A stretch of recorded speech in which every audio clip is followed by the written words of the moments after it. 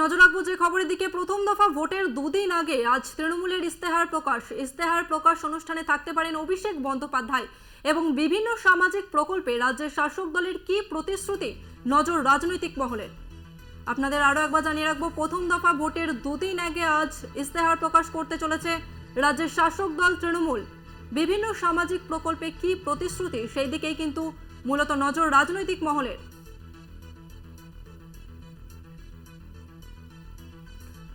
আজ নির্বাচনী ইস্তেহার প্রকাশ করবে তৃণমূল। রাজ্যের শাসক দল তৃণমূল প্রথম দফা ভোটের দুদিন আগেই ইস্তেহার প্রকাশ করবে।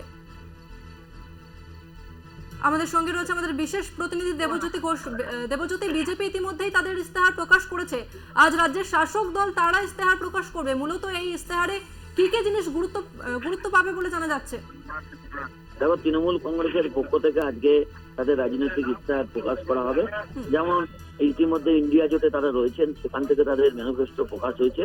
অন্যদিকে মমতা বন্দ্যোপাধ্যায়ের দল তৃণমূল কংগ্রেসের পক্ষ থেকে যে ম্যানিফেস্টো প্রকাশ করা হবে, সেখানে কিন্তু 100 দিনের কাজের গ্যারেন্টি দেওয়া হবে।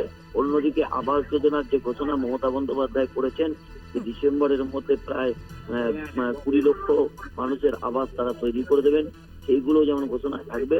তেমনি লক্ষ্মীর ভান্ডারের যে প্রকল্প রয়েছে, সেই প্রকল্প যাতে চালু থাকে তাও কিন্তু এখানে বার্তা তৃণমূল কংগ্রেসের পক্ষ থেকে দেওয়া হবে।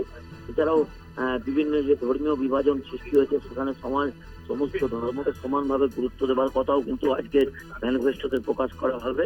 অর্থাৎ অত্যন্ত গুরুত্বপূর্ণ রাজ্য সরকারের পক্ষ থেকে 60 দিনের যে গ্যারেন্টি 100 দিনের কাজের, তাও কিন্তু আজকে ম্যানিফেস্টোতে প্রকাশ করা হবে।